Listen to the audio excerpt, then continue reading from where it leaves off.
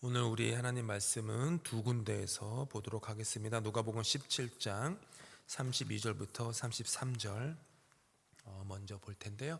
함께 두 절 함께 한 목소리로 읽겠습니다. 시작. 롯의 철을 기억하라.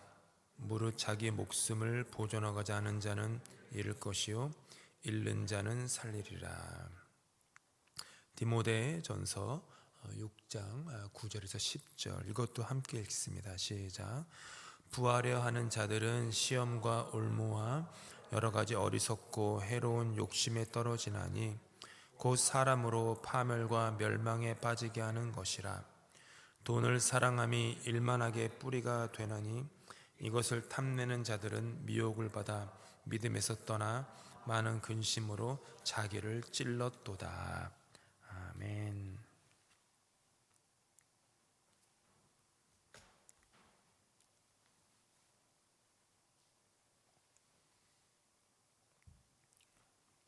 오늘은 11번째 시간으로 소망과 함께 두려움과 대마의 유혹을 떨쳐버리고 라는 그런 내용을 우리 함께 묵상하도록 하겠습니다. 기도할 때도 했지만 이게 그냥 소설에 있는 재미난 혹은 흥미로운 이야기다라고 우리가 읽거나 보지 않고 내 이야기다. 언제나 그 성경을 읽을 때건 그때 그 대입을 시키는 게 참 중요합니다.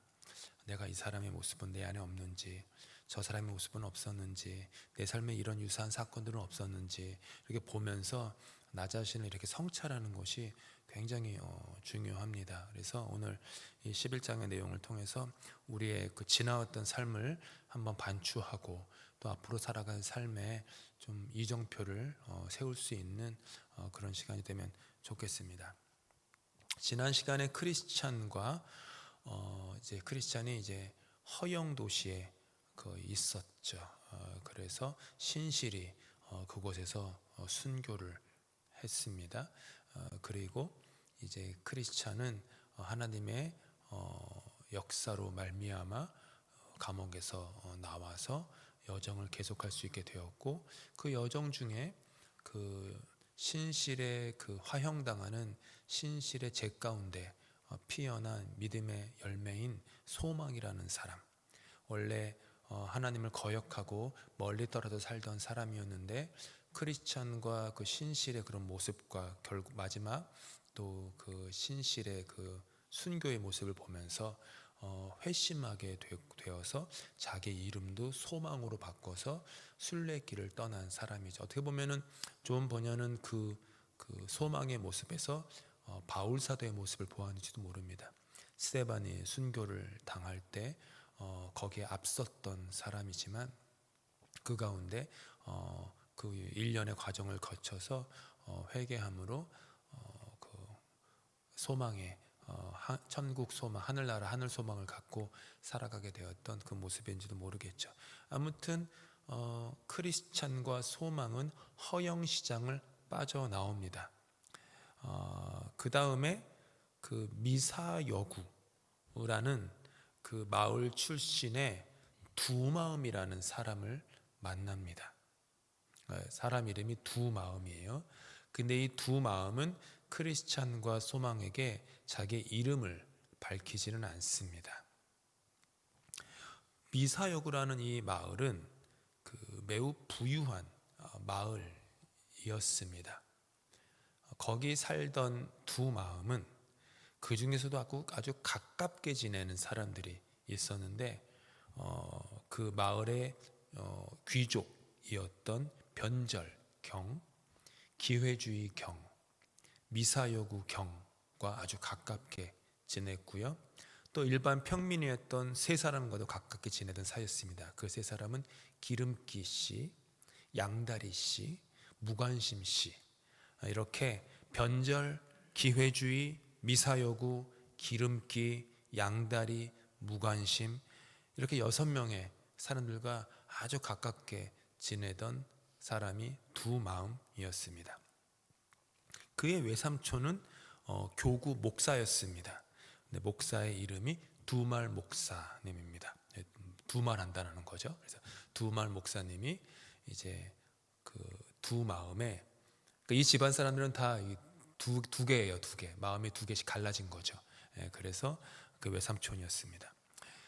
두 마음의 그 집안은 부자였는데 언제 부를 축적했냐 하면은 증조부 때 부를 축적했다고 나오는 것 같아요. 보니까 증조부가 어떻게 재산을 모았느냐 하면 뱃사공이었어요. 근데 이분이 아주 특이한 게 한쪽을 바라보면서 반대쪽으로 노를 저어가는 기술이 있었대요. 어떤 기술인지 모르겠어요.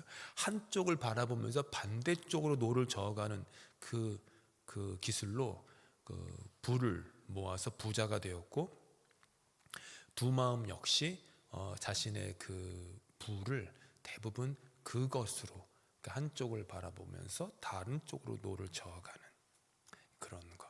두 마음씨. 그래서 두 마음씨예요. 야고보서 말씀 한번 읽어볼까요? 시작. 오직 믿음으로 구하고 조금도 의심하지 말라. 의심하는 자는 마치 바람에 밀려 요동하는 바다 물결 같으니 이런 사람은 무엇이든지 죽게 얻기를 생각하지 말라. 두 마음을 품어 모든 일에 정함이 없는 자로다. 그러니까 조상 대대로 한쪽을 바라보고 다른 쪽으로 노를 젓는 이 두 마음. 근데 성경은 이 두 마음은 무슨 마음이래요? 정함이 없다. 정결함이 없는 마음이다.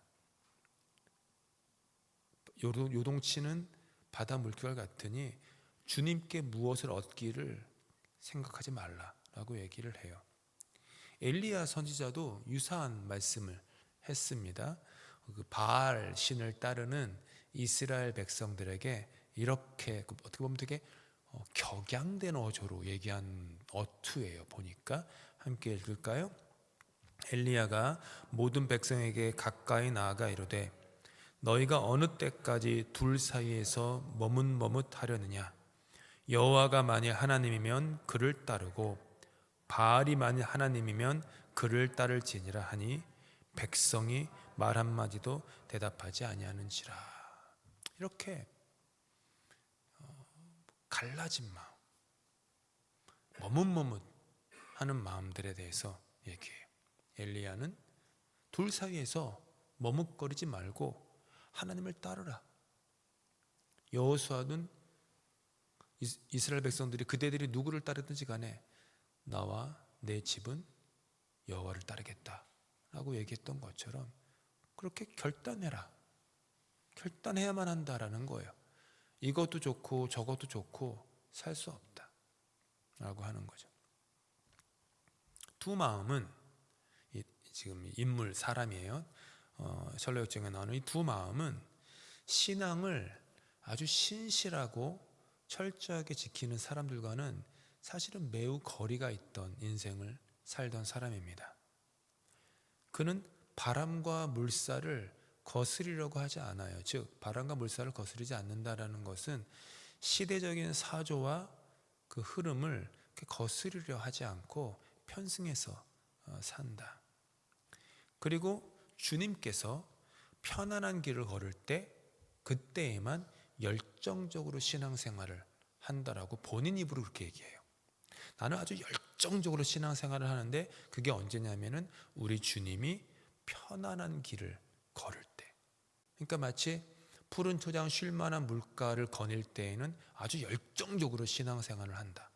하지만 음침한 골짜기에서는 신앙은 아랑곳하지 않는다. 이런 얘기가 숨어 있는 거겠죠. 얼마나 달콤하고 그럴듯한 유혹입니까? 그런데 우리 예수님께서는 말씀하셨어요. 분명히 십자가의 길이 어떤 길이냐? 십자가의 길은 자기를 부인하는 길이다. 자기를 부인하는 길. 자기를 인정하고 자기를 강화하고 자기를 승인하면서 걸을 수 있는 길은 결코 십자가의 길이 아니다. 그리고 자기 십자가를 지는 길, 내 삶에 내가 져야 될 몫을 해내는 삶. 구원으로 이루는 문은 넓은 문이 아니다. 좁은 문이다. 크리스찬이 처음부터 우리 한 2달 전에 우리 묵상할 때 좁은 문을 지나서 여정을 시작하지 않았습니까? 좁은 문이다. 사도 바울은 로마서 12장에서 이렇게 말씀하세요. 함께 읽겠습니다. 너희는 이 세대를 본받지 말고 오직 마음을 새롭게 함으로 변화를 받아 하나님의 선하시고 기뻐하시고 온전하신 뜻이 무엇인지 분별하도록 하라. 이 세대를 본받지 말고, 그러니까 말의 무게를, 내가 신앙하는, 믿는 무게를 세상의 말에 아니라 하나님의 말씀의 무게를 두고, 세상의 풍조가 아니라 하나님의 그 성령의 그 말씀에 더 무게를 두라라는 거겠죠. 크리스찬은 소망에게 걸어와서 이렇게 속삭여요. 소망이랑 이제 두 마음이 얘기하다가 소망이 살짝 혹했거든요. 그러니까 크리스찬이 와서 말하기를, 저 사람 이 근처에서 그 최악으로 꼽히는 희대의 악한 그 두 마음인 것 같다고 얘기를 해요. 그리고 크리스찬이 두 마음에게 가서 단호하게 말합니다. 만일 두 마음이 자기 두 사람과 순례길에 동행하기 원한다면 그대는 세상의 흐름을 거슬러야만 합니다. 주님께서 화려한 신을 신고 계실 때에나 누더기를 입고 계실 때에나 한결같이 그대는 주님의 곁을 지켜야만 합니다. 사람들의 환호를 받으며 주님께서 넓은 거리를 걸어가실 때에나 쇠사슬에 묶여 끌려갈 때에도 주님을 따라야 합니다. 이렇게 단호하게 그 두 마음에게 얘기해요. 결국 크리스찬과 소망은 그 두 마음을 버려두고 한참 떨어져 앞서 나갑니다. 그러니까 두 마음이 가진 이와 가까이 하지 않는 거예요. 마음이 갈라져요. 마음이 갈라져요. 이것도 좋고 저것도 좋고 라고 하는 것. 그러니까 하나님을 향해, 말씀을 향해 정말 결단한 그런 길을 걸어야만 순례길을 걸을 수 있다라고 하는 거겠죠. 한참 뒤처져 두 마음이 걷고 있었는데 두 마음이 이제 갑자기 얼굴이 환해지면서 그 친구 3명을 만납니다. 그 친구 3명이 누구냐 하면 세상 집착이라는 사람과 돈사랑이라는 사람, 그리고 자린고비라는 이름을 가진 3명의 사람과 반갑게 합류합니다. 근데 이들이 살던 그 도시랑 학교랑 이들이 배웠던 그 가르쳤던 선생님이 참 신기해요. 이들이 살았던 도시는 탐욕자치주, 북쪽 상업도시 거기에 있었고, 학교는 다다익선이라는 학교였고요. 그 학교에서 어떤 선생님에게 배웠냐면 선생님이 축제 선생, 축제가 제가의 어이가 아니라 아이, 축적하다, 제사는 축제하다, 이게 축제예요. 축제 선생 문화에서 배운 동창들이었어요. 이 축제 선생은 그의 이 학생들에게 뭘 가르쳤냐 하면 폭력, 사기, 아첨, 거짓말, 그리고 언제나 필요하다면 종교라는 가면을 써서 재산을 긁어모으는 기술을 가르친 그런 선생이었습니다. 그리고 이 4사람은 축제 선생으로부터 전수받은 기술을 가지고 각자 이제 학교를 열었다라고도 해요. 4사람은 걷다가 이제 누군가 물어요. 저 앞에 걸어가는, 저만치 걸어가는 저 2사람 누구냐고. 그러니까 이제 두 마음이 크리스천이랑 소망이라는 사람이라고. 근데 참 그렇다고 이렇게 이제 그러면서 둘이 이제 4사람이 대화를 해요. 뒤에서 대화하는 걸 뭐라 그러죠? 뒷담화라고 해요. 뒷담화예요. 그러니까 4사람이 지금 크리스찬과 소망 뒤에서 문자 그대로 뒷담화를 지금 해요. 아주 그냥 비꼬는 건데요. 비아냥되고요. 저 2사람은 너무 꽉 막혔다. 고집불통이고 자기들 생각만 내세운다 라고 비난을 해요. 자린고비가 얼씨구나 하고 이렇게 얘기해요. 그 옛날 성현들의 말이 있지 않아? 지나치게 의인이 되지 말라, 이런 말 있잖아. 저 두 사람은 지나치게 의인이 되려고 그런 사람들이라고 하고 이렇게 말을 거들어요. 그러니까 또 이제 얼씨구나 이 두 마음이 이제 또 흥분해가지고 크리스찬과 소망을 이제 뒷담화를 계속해요. 자기는 바람과 파도가 가라앉기를 기다렸다 가자고 했는데, 저들은 주님을 위해서라면 한꺼번에 모든 것을 잃어버리는 위험도 감수해야 한다고 말하는 아주 꽉 막힌 사람들이야. 이렇게 비아냥거려요. 시대의 흐름에 맞춰가며 자기 신변에 안전이 확보된 다음에 신앙을 가지면 되는데, 그들은 저 두 크리스천과 소망은 누더기를 입고 모욕을 당해도 믿음을 지킨다고 해. 참 이상한 사람들이야.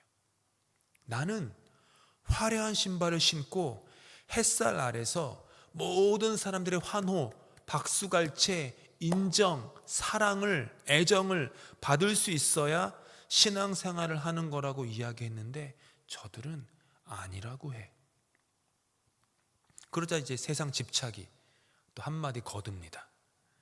자기 걸 얼마든지 간직할 수 있는데도 불구하고 내 거를 잃어버리는 거는 멍청이나 하는 짓이야. 말씀에도 써 있잖아. 뱀처럼 지혜로우라고. 뒷말은 안 넣었죠. 비둘기처럼 순결하는 말은 쏙 빼고 뱀처럼 지혜로우라고 했잖아. 그러니까 내 거를 얼마든지 지킬 수 있는데 그걸 잃어버리는 건 멍청이야. 하나님이 베푸시는 축복을 아주 안전하고 편안하게 누리는 신앙이 최고 신앙이야. 그게 으뜸 신앙이야. 이렇게 말합니다. 내 사람은 한참 얘기하는데 그거 있어요. 저는 안 해봤지만 이 뒷담화도요, 오래 하다 보면요 지쳐요. 그렇죠? 여기 아무도 안 해보셨으니까 이 반응이 없으시잖아요. 뒷담화도요 오래 하면은 지치거든요. 이게 네 사람이 크리스찬과 소망을 뒷담화하다가 너무 지쳤어요. 그래가지고 수수께끼를 이제 내면서 길을 걷기 시작해요. 수수께끼가 뭐냐 하면, 평소에 신앙에 예수 그리스도를 믿는 신앙에 관심이 없었던 사람이 겉으로 보기에 신앙에 특별한 열심이 있는 신용을 해서 그 척을 해가지고 엄청난 재산을 모았다면 그것이 올바르고 정당한지에 대한 수수께끼를 내요. 네 사람은 한결같이 올바르지, 정당한 거야 라고 얘기를 합니다. 돈 사랑이 이때 이제 나서서 얘기를 해요. 내가 두 사람의 예를 들어서 이게 얼마나 정당하고 올바른지 설명해 줄게. 우선 목사와 장사꾼의 예를 들어서 얘기를 해볼게. 그러면서 예를 들어요. 목사가 열심히 연구하고 더 열심히 연구하고 더 자주 열정적으로 설교하고, 그리고 교인들의 요구에 맞춰서 그 원칙을 조금 수정해서 목사가 바라는 대로 된다고 하면 당연히 그렇게 해야 되는 거지 라고 얘기를 해요. 그 다음에 장사꾼 얘기를 또 들어요. 보잘것없는 가게를 가지고 있는 상인이 있다고 쳐. 근데 이 사람이 조금만 더 예수님을 믿는 신앙에 관심을 보이고 자기가 그 예수님을 믿는 그 교회 다니는 척을 하고 신용을 하면 가게도 크게 고칠 수 있고, 그 때문에 부잣집 딸을 아내로 맞이한다. 그리고 단골 손님도 많아져. 이런 얘기를 하는 거예요. 이것이야말로 정당하고 옳은 거 아니야? 이렇게 이제 돈 사랑이 자기의 이제 그 개똥 철학을 막 피력을, 개똥 철학, 개똥 신앙이죠. 그러니까 피력을 막 해요. 여러분 어떠세요? 한번 난데? 나도 조금 그런 마음이 있었는데, 아무튼 우리는 신앙을 나의 안위와 성공, 편안한 미래를 위한 수단으로 삼을 때가 있어요. 교회를 다닐 때에도 나의 안위, 사업의 성공을 수단으로 삼아서 교회를 다니는 경우가 있어요.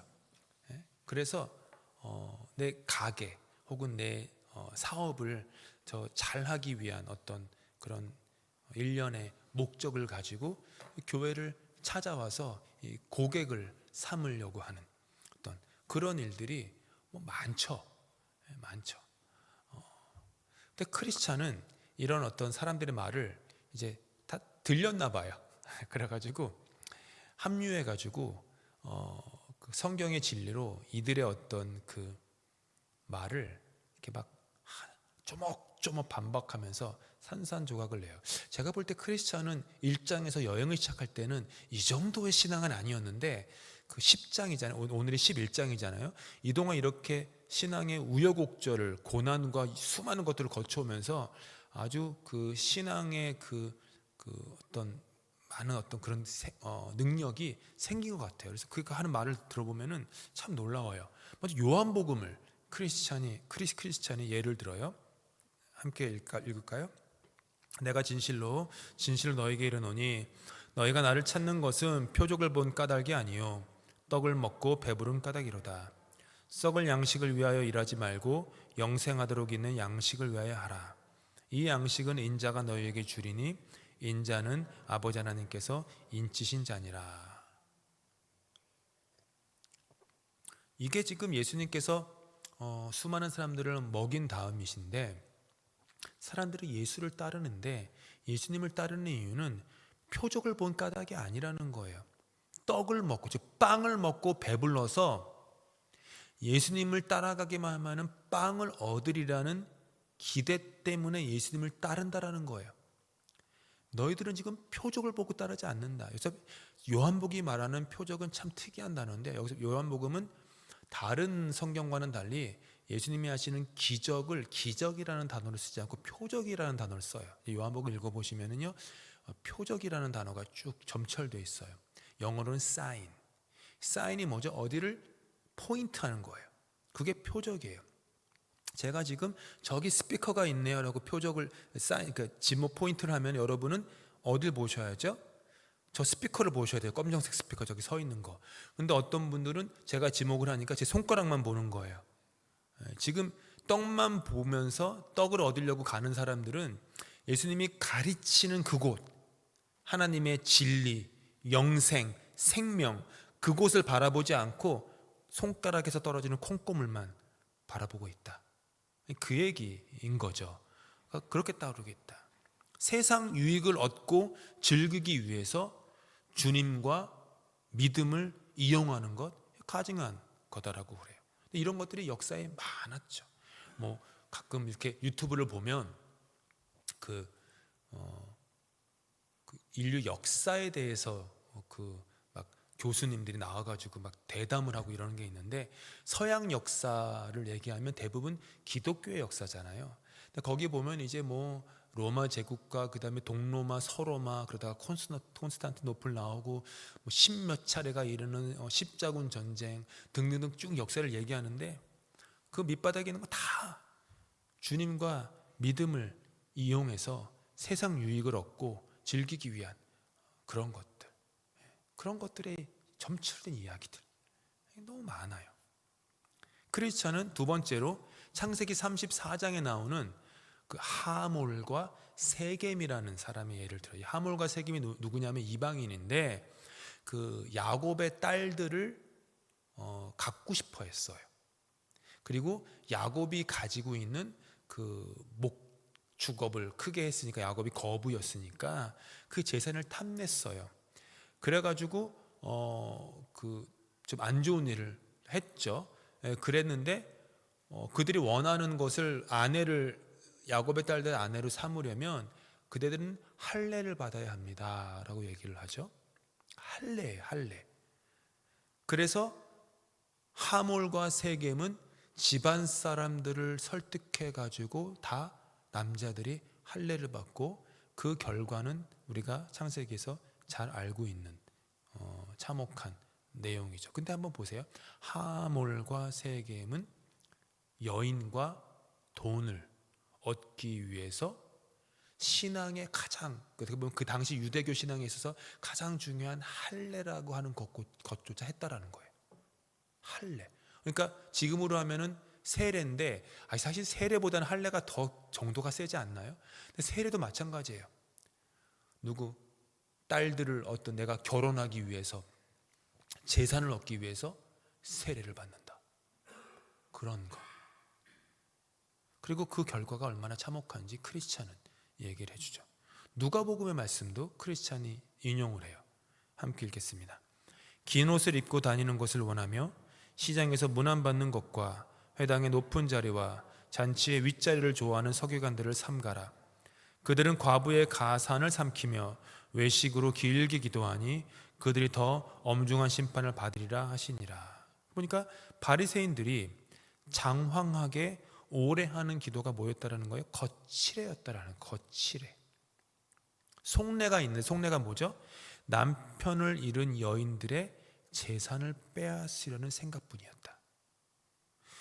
아니, 기도를 장황하게 오래 하면은 남편을 잃은 과부들의 재산을 빼앗는 시대였는지는 모르지만 뭐 그랬다라는 거예요. 유다는 어떻습니까? 자루에 든 푼돈 30냥 때문에 예수를 배반했어요.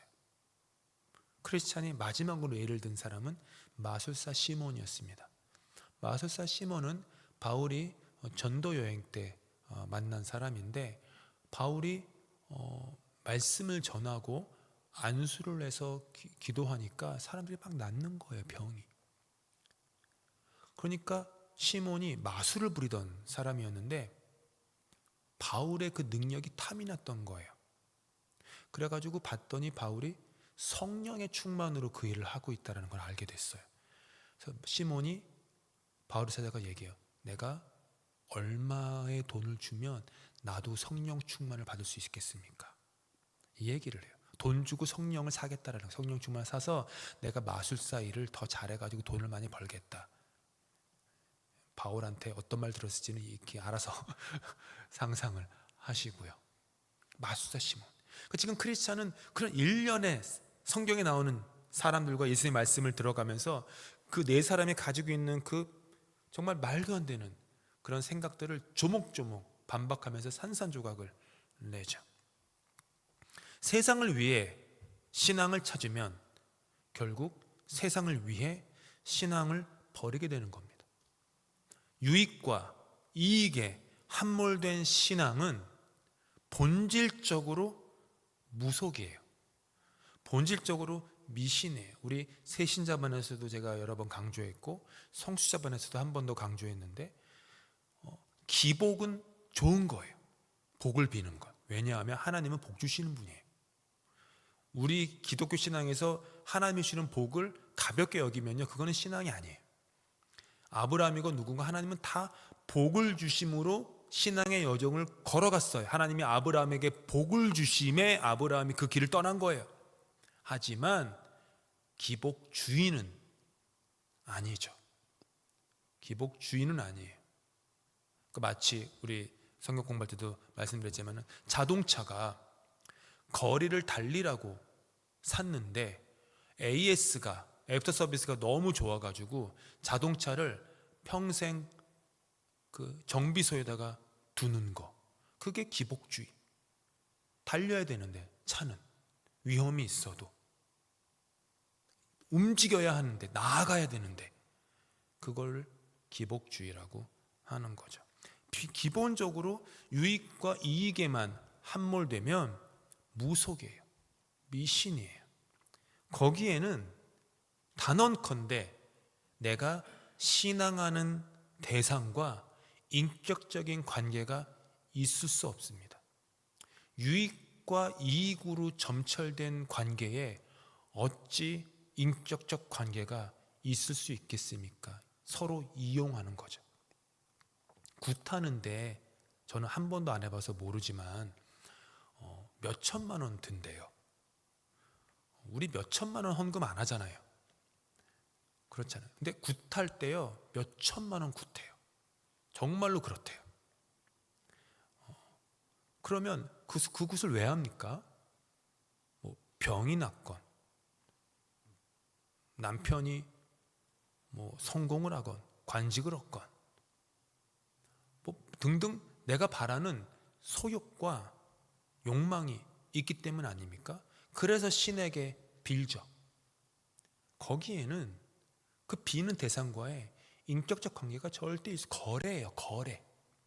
근데 성경을 자세히 보시면 창세기 12장에서부터 하나님은 아브라함을 부르실 때 아브라함과 당신의 관계를 셋업할 때 거래의 관계로 셋업하지 않으셨어요. 거래의 관계를 셋업하는 것은 내가 이걸 주면 내가 널 줬어, 이걸 갚기 위해서 날 따라와, give and take. 이게 거래예요. 그렇죠. 근데 하나님은 아브라함에게 말씀만 하셨어요. 이루어진 건 아무것도 25년 후에 이루어졌는데요. 25년 후에 이삭 하나 얻었잖아요. 말씀만 하셨어요. 아브라함은 말씀을 받고 따라갔어요. 즉 아브라함과 하나님의 관계는 거래 관계가 아니었어요. 약속의 관계였대요. 그게 인격적 관계, 약속의 관계가 인격적 관계. 우리 교회가 사명선언에 예수 그리스도와의 인격적 관계에서 잘한다라고 하는 것은요, 하나님과 내 사이가 거래 관계가 아니라 약속의 관계, 약속의 관계를 추구하자라는 그런 의미가 담겨 있는 거예요. 오늘 집에서 식사하다가 TV를 틀었는데 유튜브에 어떤 뉴스가, 한국 뉴스가 나왔는데요. 오늘 뉴스예요. 부산에 한 번도 안 가봤어요. 금성산이라고 있어요. 부산에 금성산이 있는데 거기에 기도처가 그렇게 많대요. 불법 기도처. 돌 하나하나마다 들어가면요 불상이 있고요. 거기에 뭐 심지어 어떤 기도처에는 그 태양 에너지까지 하려고 그것까지 달았대요. 돗자리가 있고 자고, 그러니까 무당 그러니까 절하는 데죠. 그거 치운다고 그 몇백 톤인가 쓰레기가 나, 불법 철거물에. 그래서 이제 시에서 결국은 치우려고 하는데 산에서 갖고 내려갈 수 없으니까 큰 헬기를 가져가지고 엄청나게 큰 그 보자기 같은 거에다가 쓰레기를 갖고 나가더라고요. 그렇게 치워도 또 생긴대요. 또 생긴대요. 자기 욕망을 위해서 기도하고 신앙하는 자에게 그 어찌 인격의 변화가 가당키나 하겠습니까? 결단코 그런 곳에는, 그런 신앙에는 회심이나 회개나 변화가 있을 수 없죠. 이 말 한마디를 끝으로 크리스찬과 소망은 이 네 사람을 버려둔 채 순례의 길을 떠납니다. 그냥 버렸어요. 그러다가 돈이라는 언덕에 있는 은광에 다달라요. 근데 은광에서 보니까 한 남자가 나오는데 그 사람의 이름이 데마예요. 데마. 이 데마라는 남자가 뭐라고 얘기하냐 하면 아주 잠시만 고생하면 큰 돈 벌 수 있다며 구덩이 속으로 사람들을 끈질기게 유혹하고 있는 사람이에요. 이 얘기를 들으니까 소망이 또 솔깃해요. 그런데 크리스찬이 이렇게 얘기해. 소망에게 저곳은 보물을 찾으려고 땅을 파다가 졸지에 죽은 사람이 많은 순례자들을 위한 함정이라고. 잠시 데마와 대화를 한 크리스찬은 그의 정체가 무엇인지 간파를 합니다. 그는 디모데후서 4장에 나왔던 사람이에요. 함께 읽을까요?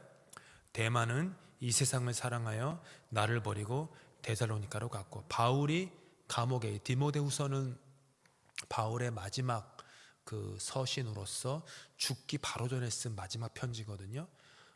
그리고 감옥에서 홀로, 로마 감옥에서 홀로 어떻게 보면 외롭게 추위와 씨름하면서 자기 죽음이 임박한 것을 알면서 지내고 있었는데, 대만은 한때 바울 곁에 있었다가 세상을 사랑해서 바울을 버리고 떠난 사람이에요. 그 데마가 여기서 장사를 하고 있었던 거죠. 그래서 크리스찬과 소망은 데마의 유혹을 단호히 물리치고 가던 길을 계속합니다.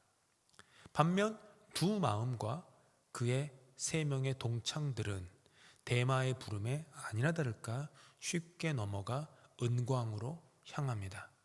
그날 이후로 이 네 사람은 순례길에서 영영 모습을 볼 수 없게 되었습니다. 가까스로 위기를 넘긴 두 순례자는 곧이어 오래된 기념비 하나를 마주해요. 기둥 모양으로 변해버린 여인의 형상. 누굴까요? 바로 소돔에서 도망치다 재물이 아까워 뒤를 돌아봐 까닭에 소금 기둥이 되어버린 롯의 아내였어요. 이 기둥 꼭대기에는 문구가 새겨져 있었어요. 롯의 아내를 기억하라. 천국을 향하여 순례의 길을 걷는 우리에게 시선을 천국을 향해 하지 뒤를 돌아보면 그렇게 소금 기둥이 된다라는 경계를 했던 거죠. 소망은 이 처절한 심판의 본보기를 보면서 잠깐이라도 그 은광에 끌렸던 자신의 연약한 마음이 이 소금 기둥이 된 롯의 아내와 다를 바가 없다며 너무 부끄러워하고요, 참회를 해요.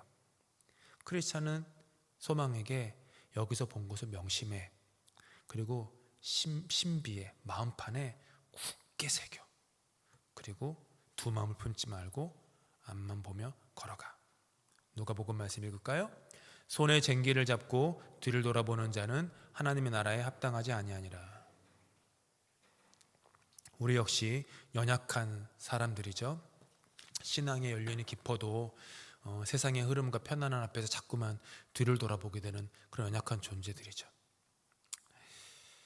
아찔한 유혹을 이겨낸 두 사람은 마침내 그 다윗이 하나님의 강이라고 한때 불렀고 사도 요한이 생명수의 강이라고도 불렀던 쾌적하고 눈부신 강가에 이르게 돼요.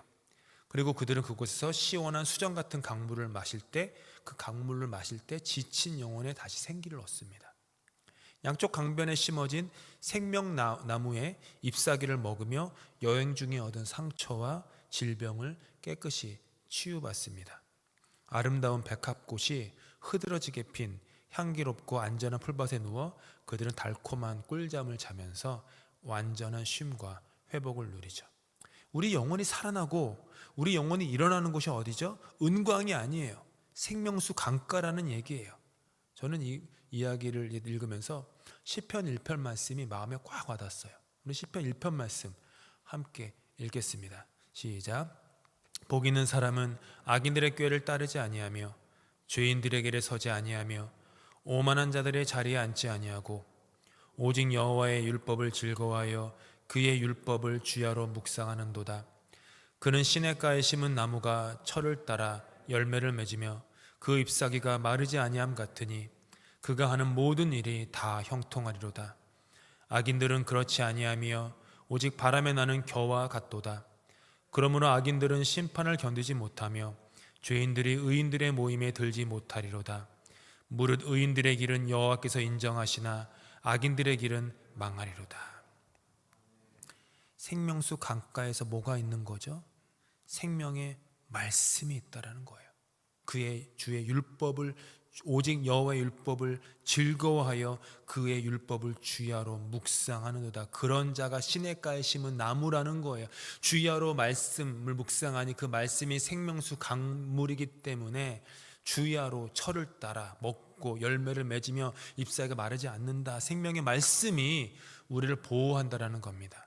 생명의 말씀이 우리에게 생기를 줘요. 생명의 말씀이 우리 인생 중에서 우리가 어쩔 수 없이 피치 못하게 겪게 되는 상처와 질병, 그거는 사람이 치유하지 않습니다. 생명의 말씀이 치유하는 거예요.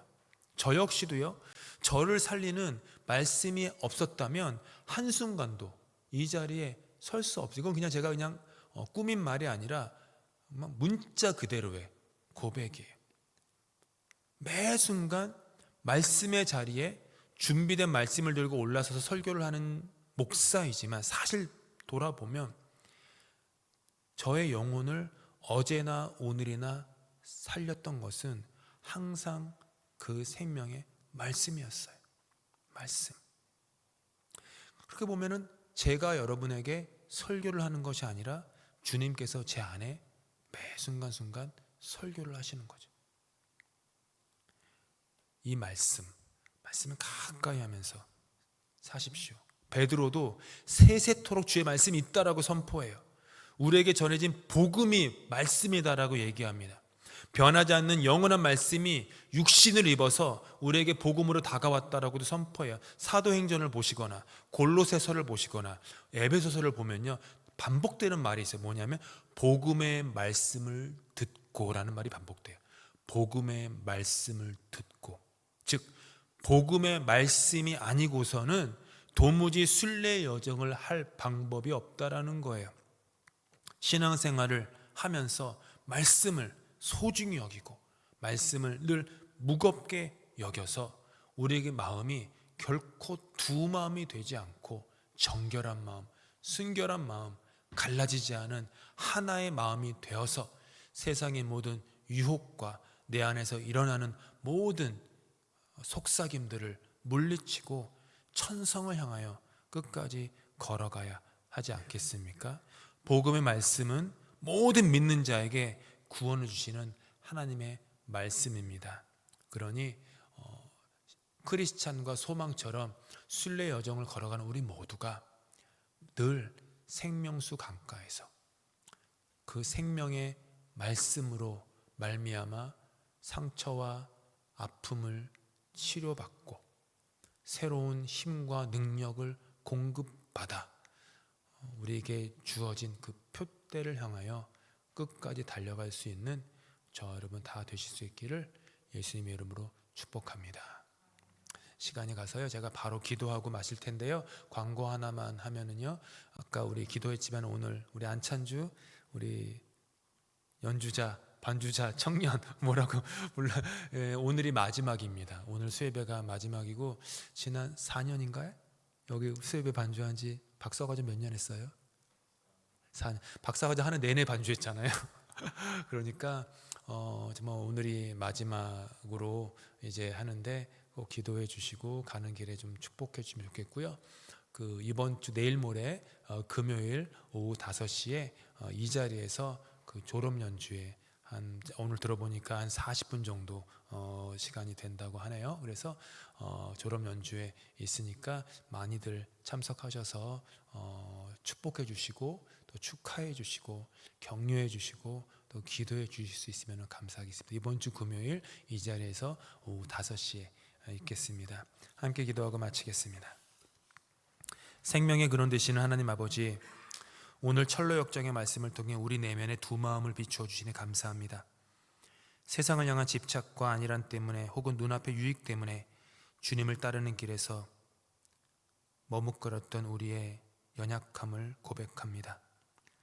롯의 아내처럼 뒤를 돌아보며 소금 기둥이 되는 어리석음이 아니라 손에 쟁기를 잡고 앞만 보며 나아가는 참된 순례자의 길을 걷게 하여 주시옵소서.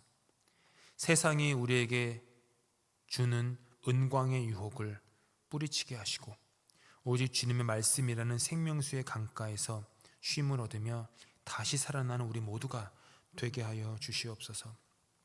특별히 오늘 지난 수년간 온 마음 다해 수요예배를 반주로 섬겨준 우리 안찬주 청년의 마지막 자리를 기억하며 간절히 기도합니다.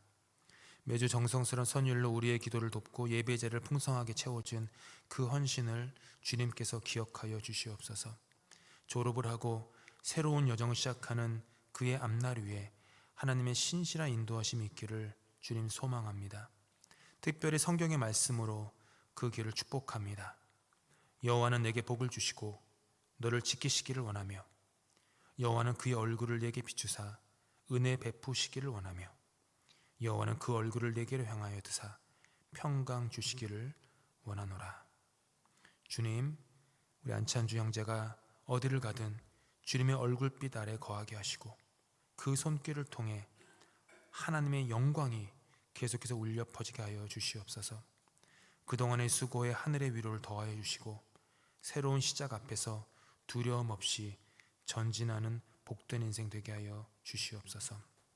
우리 공동체 또한 보내고 맞이하는 모든 과정 속에서 하나님의 선하심을 보게 하여 주시고 각자의 삶의 자리에서 순례의 여정 가운데 복음의 말씀 중심의 신앙으로 승리하게 하여 주시옵소서.